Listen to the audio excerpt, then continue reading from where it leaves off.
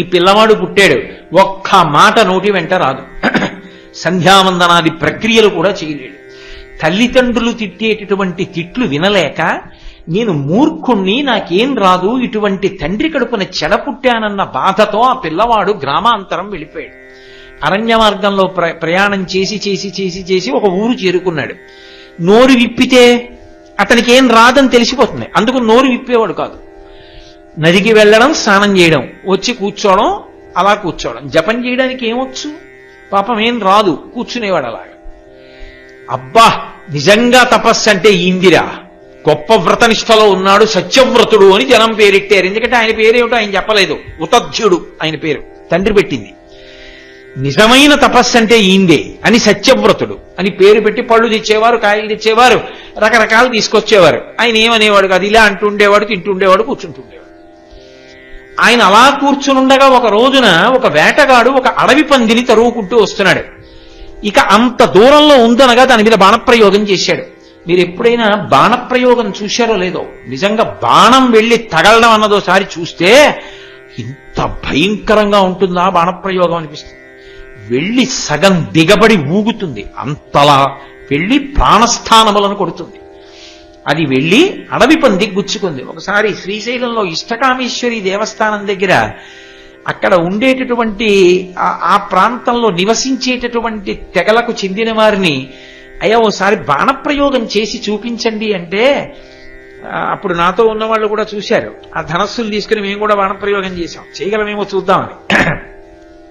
ఇక్కడ నిలబడి బాణం వేస్తే కన్ను మూసి కన్ను తెరిచే లోపల దేన్ని కొట్టమంటారని అడిగాడు.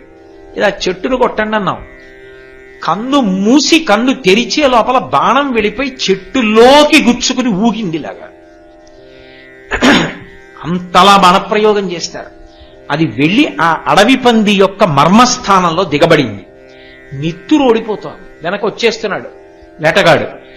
భయపడిపోయిన అడవి పంది పరిగెత్తుకుంటూ ప్రాణరక్షణ కోసం ఈయన ఓ పర్ణకుటీరంలో కూర్చునున్నాడు కళ్ళు మూసుకొని. గభాలన చొరబడింది. ఆ బాణం దిగపడిపోయి ప్రాణాలు రక్షించుకోవడానికి నిత్తురు కారిపోతూ ఆర్తితో చూస్తున్న పంది వంక చూశాడు. ఒంట్లో ఒక్కసారి జలధరింత వచ్చేసి రోమాంచితం అయిపోయింది. తన ప్రయత్నం లేకుండానే హైం అన్నాడు. ఆ పంది అతని వంక చూసింది, గబగబా పక్కకెళ్ళి ఓ పొదలో దాక్కు. నడవలేకపోతోంది అది. వెనక వేటగాడు వచ్చాడు. ఆయనకే విచిత్రంగా అనిపించింది.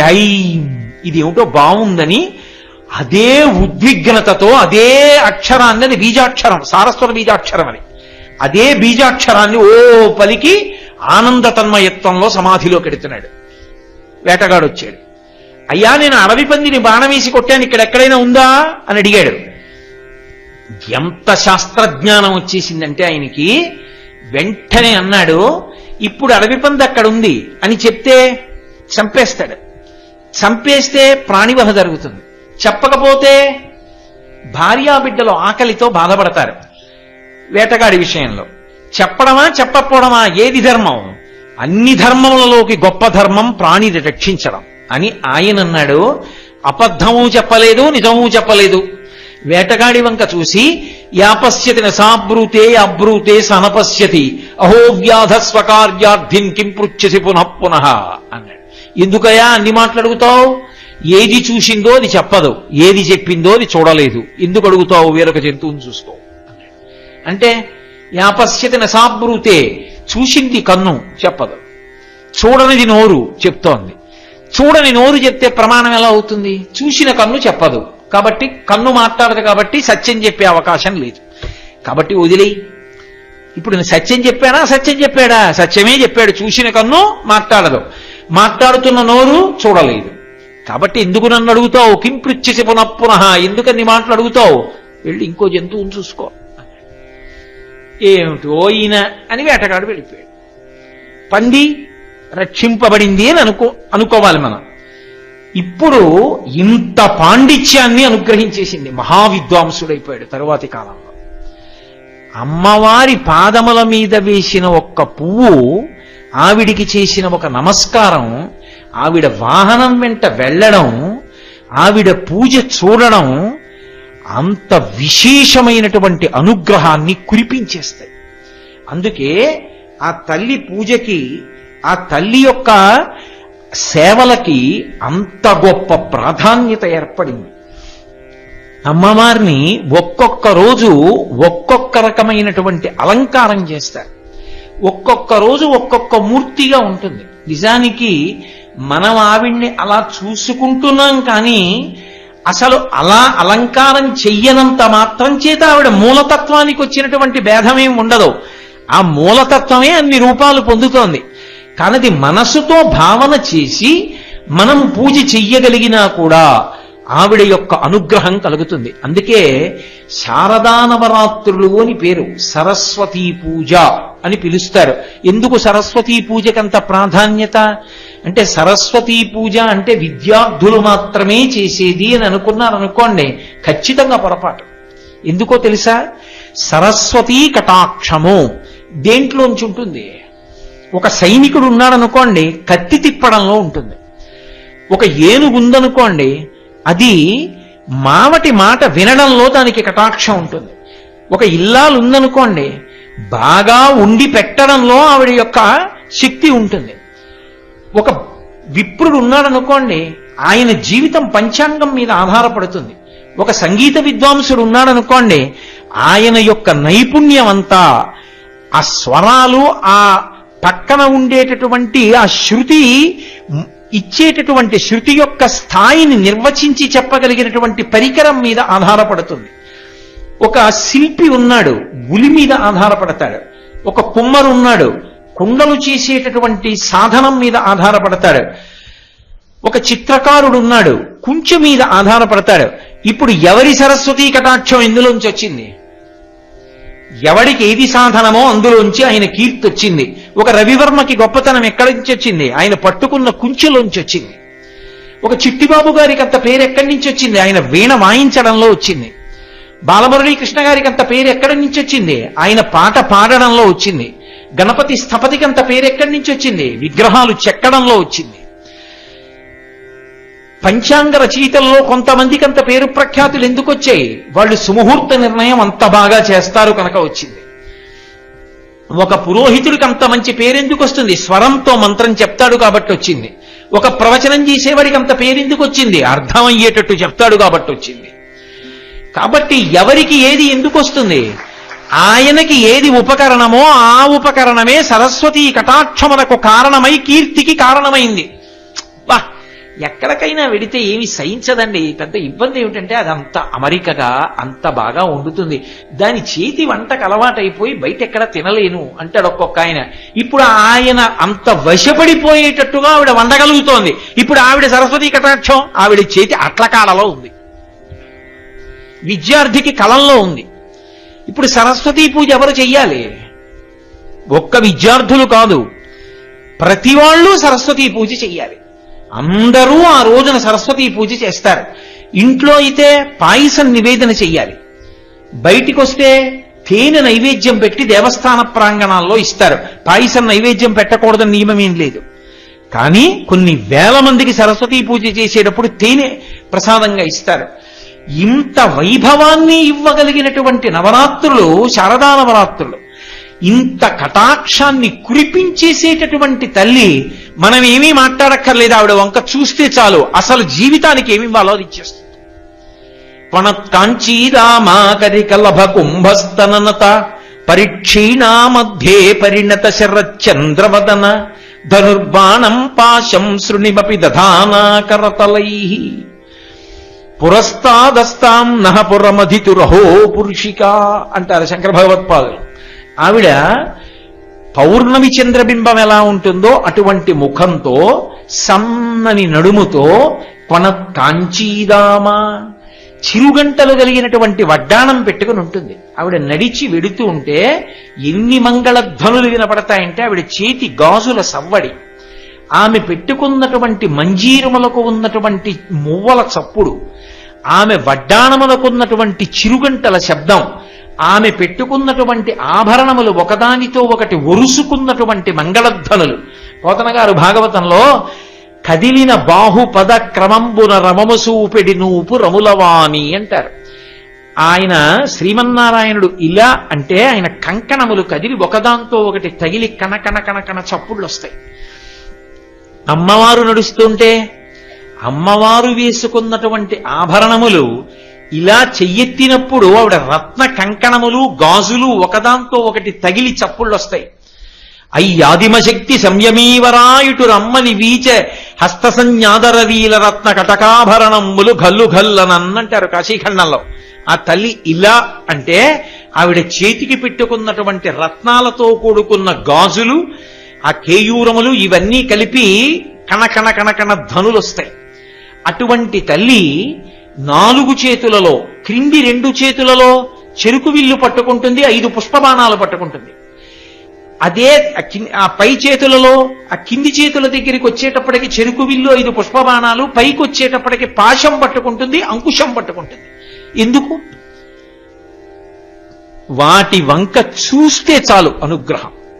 ఎటువంటి అనుగ్రహం? అవే ఆయుధాలు మన్మధుడు పట్టుకుంటాడు. మీరు బాగా జ్ఞాపకం పెట్టుకోవాలి. ఇది శారదా నవరాత్రుల్లో అమ్మవారిని చూడ్డానికి కారణం.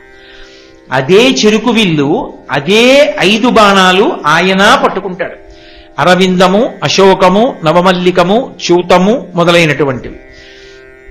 వీటిని 5 పువ్వుల్ని చెరుకు విల్లుని మన్మధుడు పట్టుకున్నాడు అనుకోండి, మన మనసులలో విషయవాంఛలయందు అనురక్తి కలుగుతుంది. ఎప్పుడూ లౌకికమైనటువంటి కోరికలలో తిరుగుతూ ఉంటాడు.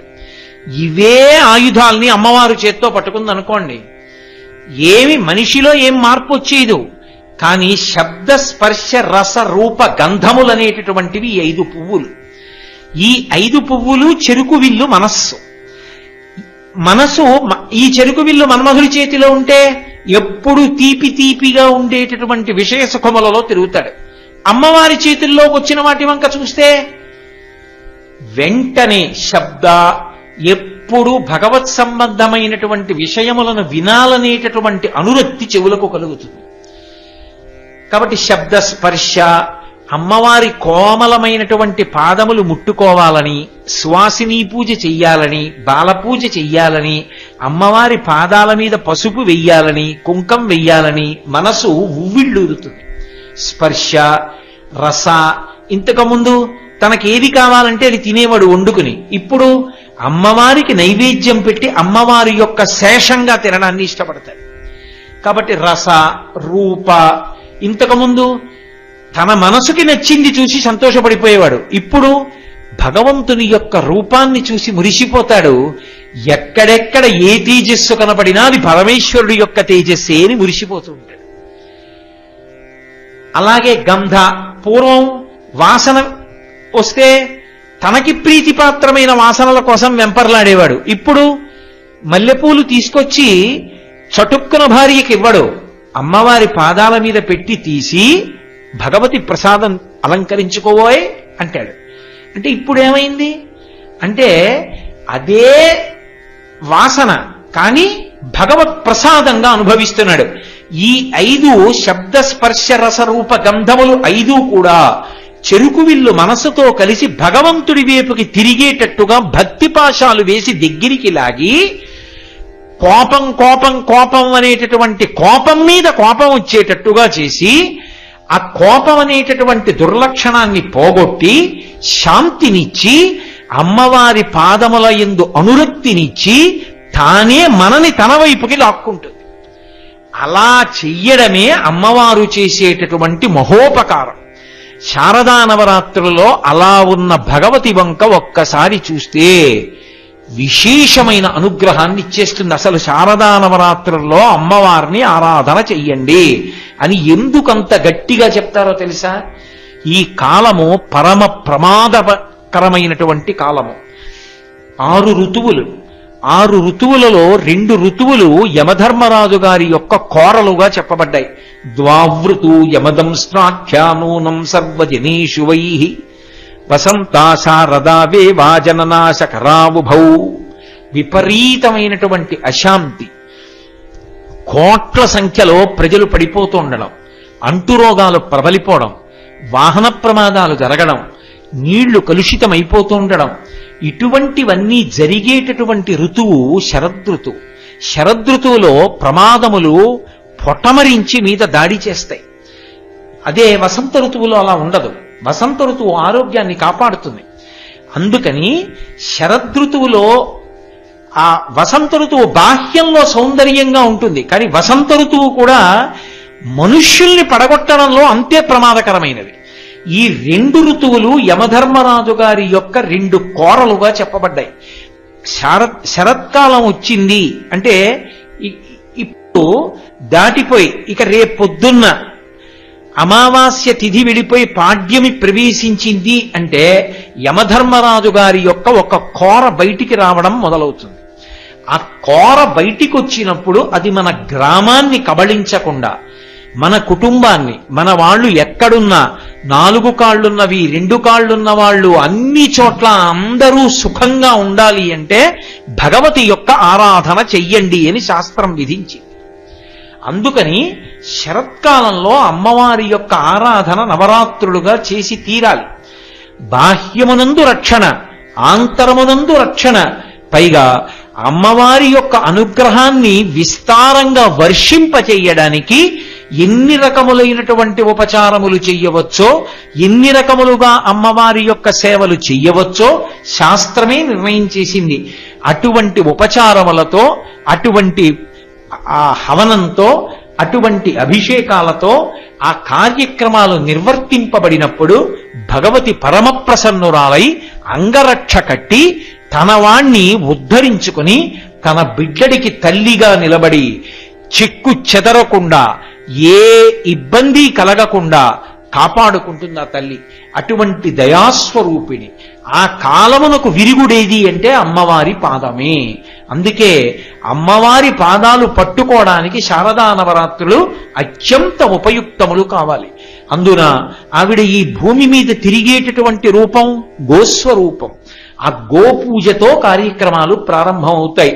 ఆ గోవుని సేవించడం. అలాగే అమ్మవారు ప్రత్యక్షంగా తినడానికి సాధనం ఒక్కటే, హోమ ప్రక్రియ యందు హవిస్సునివ్వడం. ఆ హవిస్సునిస్తే, ఆజ్యాన్ని ఇస్తే, ఆవునీతినిస్తే అమ్మవారు ప్రత్యక్షంగా పుచ్చుకుంటుంది. చండీ పరదేవతా స్వరూపంగా ఆ దుర్గా సప్తశతిని అంతటినీ అనుసంధానం చేస్తూ అద్భుతమైనటువంటి రీతిలో రేపటి నుంచి ఆ చండీ హోమం కూడా ప్రారంభమవుతుంది.